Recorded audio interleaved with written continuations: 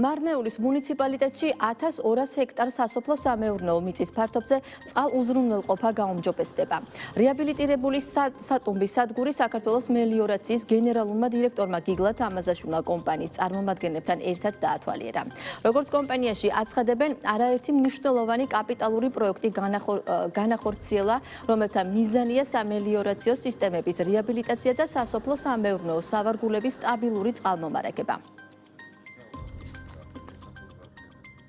ინფრასტრუქტურული პროექტების განახლება, მომსახურების ხარისხის ამაღლება, საირიგაციო წყლის დივერსიფიცირებული მიწოდება, საქართველოს მელიორაციის გამოწვევა. სწორედ ამიტომაც მელიორაციის რეფორმების ფარგლებში მიმდინარეობს მრავალი ინფრასტრუქტურული პროექტის შემოღება. დღეს ჩვენ ვიმყოფებით მარნეულის მუნიციპალიტეტის ტერიტორიაზე, სადაც დავათვალიერეთ ახლად რეაბილიტირებული ქეშალოს სატუმბის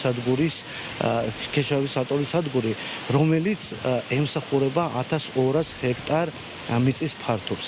აღსანიშნავია, რომ ამ ხნის განმავლობაში აღნიშნული სადგური ვერ მუშაობდა გამართულად და მხოლოდ წყავდა 300 ჰექტარ ფართობებს. დღესდღეობით იგი უკვე მოემსახურება 1200 ჰექტარ მიწის ფართობებს და მოსახლეობასაც საშუალება ექნება თავისუფლად მორწყვონ და 1-2-რად მეტი მოსავალი მიიღონ. მოეწყო მილსადენები, გაკეთდა ბარაჟი, შენობის რემონტი გაკეთდა, დადგა ნასოსები ახალი და სისტემა მოვიდა მწყობში.